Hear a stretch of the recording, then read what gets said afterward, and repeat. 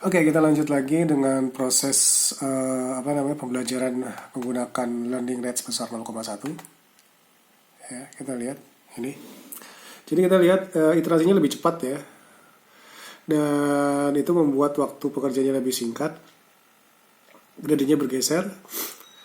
Performansinya kita mau di bawah 0,05. Tapi kita lihat dia seperti stuck pada angka 0,0114 walaupun dia udah maju mundur cantik di iterasi. Sehingga pada iterasi ke 10.000 dengan learning rate sebesar 0,1 tadi itu target tidak tercapai. Performance-nya atau errornya itu adalah 0,0114 sementara kita mau dia errornya itu cuma 0,005. Untuk gradien dia sebenarnya masih aman-aman, tapi ya itu tadi. Yang paling penting performance. Kalau misalkan nggak tercapai ya berarti sistemnya pembelajarannya kurang berhasil. Kita lihat di sini. Jadi ini sum square errornya tadinya sebesar di sini, lalu dia lama-lama turun, tapi pada suatu titik ketika epoch atau iterasi maju mundur sekitar ke 3000 dia jadi konstan. Kalau di sistem kontrol yang lain, ini konstan itu bagus, error steady state-nya mungkin bisa jadi 0. Tapi kalau di sini kita mau sum square errornya tuh yang sesuai target. Jadi ini sama sekali nggak memenuhi target. Ya, jadi ya tidak sesuai target. Terus training state-nya kita bisa lihat di sini.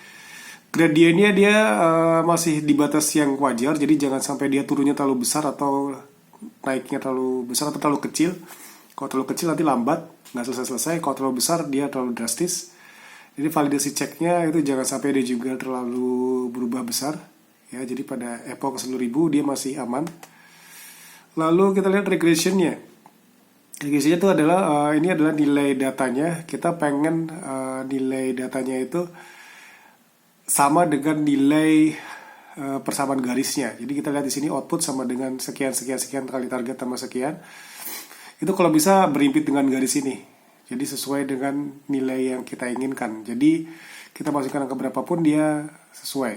Kenapa ini nggak sesuai? Karena ya itu errornya masih besar, masih 0,0114. Sekarang kita lihat kalau kita ganti yang lain, learning rate-nya jadi 0,0 apa ya ini? Di sini ya, oke, 0,5. Ingat ya, jadi kita bisa ganti learning rate, kita juga bisa ganti pembobot awal. Siapa tahu pembobot awalnya itu nggak sesuai gitu loh, nggak cocok gitu lah. Kenapa? Karena ya kan nilai pembobot awal itu adalah nilai acak yang kita berikan. Siapa tahu memang terlalu jauh bedanya dengan nilai pembobot yang seharusnya. Itu yang jadi masalah. Oke, kita lihat learning rate-nya kita ganti. Apa yang terjadi dengan sistem? Ya, kembali selambat sultan. Aduh, ini kita lihat. Ini bahkan kayaknya nggak turun-turun performance-nya. Jadi kita lihat ya, beda learning rate jadi beda performance. Ini udah lambat, errornya nggak turun-turun, terus gradiennya masih aman sih. Ya, seperti itu. Jadi ini menyebalkan. Kita nunggu sampai 10.000 dengan kelambatan seperti ini ya. Selamat ya. Jadi nanti kalau misalkan skripsi pakai skripsi pakai nilai pembobot yang belum di set ya bisa jadi skripsinya lambat selesai. Kita close aja karena kelamaan. Oke, lalu ya udah kalau gitu kita ganti yang berapa ya?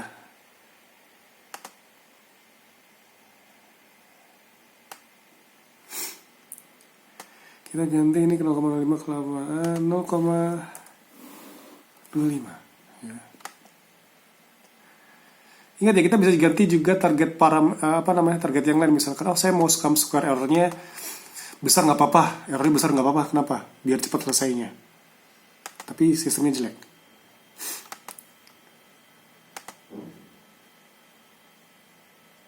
Nah, ini mulai lama lagi. Kadang-kadang suka gini sih.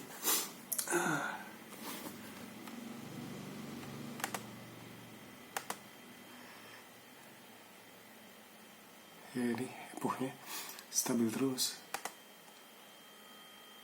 Kita lihat lagi.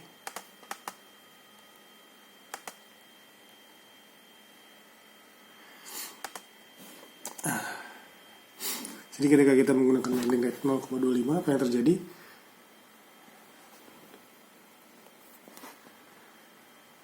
Nah, ini kadang-kadang lambat. Kita lihat dia iterasinya cepat. Performance-nya stuck di 0,11013, turun juga tapi lambat sekali ya. Sampai 10.000 akan tercapai ini.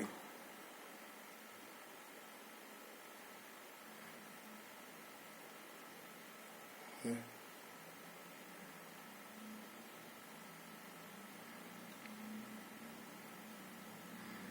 Ini coba 2 kali, tadi saya ngeklik 2 kali soalnya. Kita lihat tadi ini kayak stuck gitu, tapi lama-lama kok kayak cepet gitu kan. 0,11, 109, 108, 107, 108. Terus lalu dia berhenti di 1000. Kenapa? Karena kita udah batasin epochnya atau iterasinya 1000 kali. Terus kita nanya, kayaknya ini agak-agak bermasa depan cerah gitu loh. Gimana kalau kita ganti epochnya? Jadi nggak dibatasi 10.000 tapi 20.000 ya. 20.000. Jadi dia nggak berhenti di 10.000 tapi berhenti di 20.000. Mudah-mudahan sebelum itu tercapai. Karena kita nggak bisa nebak ya. Awalnya kayak masa depan suram, tapi setelah setelah kita lihat, kita cek, ternyata dia nggak madesu banget gitu loh. Nah kita lihat nih. Kita buat yang tadi, kita epochnya diganti 20.000 kali ya. Mungkin sama awal-awalnya kayaknya sih sama-sama aja ya. Jadi kita lihat.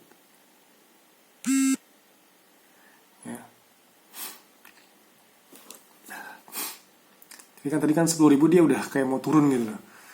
Bisa jadi dia cerah, bisa jadi kembali ke masa depan suram. Nah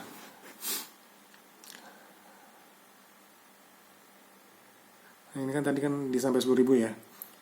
Kita lihat. Ternyata gradiennya, kita lihat ya. Pada iterasi ke 11.000 target tercapai ya. Target tercapai pada iterasi ke 11.000. Tadi kalau masalahnya kita batasin iterasinya cuma sampai 10.000 ya target nggak tercapai. Kita lihat ya. Kan awal-awal kayaknya cerah gitu loh. Oh dia turun terus sama square errornya. Terus lama-lama kayak madesu. Ini kayak nggak berubah-berubah deh. Ya ternyata sampai sini dia berubah gitu loh. Ini ada kasus-kasus kayak gitu juga. Jadi hati-hati. Kita harus milih nilai iterasi. Tapi jangan kelamaan juga. Jadi kita sampai 1 juta epoch kita tunggu-tunggu nggak selesai ya kelamaan nunggu. Itu nggak menyenangkan. Kita lihat performance-nya. Ya seperti ini tadi ya. Jadi subsquare error-nya akhirnya tercapai. Running state-nya. Ini kita lihat gradiennya. Awal-awal mengecil lalu lama-lama dia membesar. Akhirnya tercapai.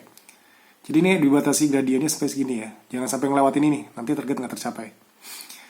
Fail fly-nya juga sampai ke 11.664. Artinya ketika iterasi 11.664 kali target tercapai, ketika maju mundur cantik 11.664 kali tercapai, update pembobot sampai 11.000 sekian itu baru tercapai. Bayang nggak kemarin update pembobot sekali aja udah males gitu kan. Ya. Lalu regresinya kita lihat harusnya seperti ini ya, paling tidak nggak jauh-jauh amat lah bedanya ya. Ya dengan garis yang ada di sini. Oke, jadi nanti kalau praktikum atau mungkin mau skripsi pakai ini ya, tantangannya adalah kita cari learning rate yang pas, bisa pakai adaptif sebenarnya. Terus kita mencari hidden layer yang pas. Tadi kita sama sekali nggak ngacak-ngacak hidden layernya. Kita bisa ganti-ganti hidden layernya, terus ganti-ganti pembobot awalnya di semua tempat. Jadi sebenarnya memang trial and error sih kalau JST, tapi kita pakai intuisi. Kalau sistem simple, hidden layernya ya nggak usah banyak-banyak. Terus juga pembobotnya juga nggak usah sampai yang minus 100 atau yang enggak lah, bobotnya mungkin 0, aja semua. Oke, cukup sekian, mudah-mudahan bermanfaat.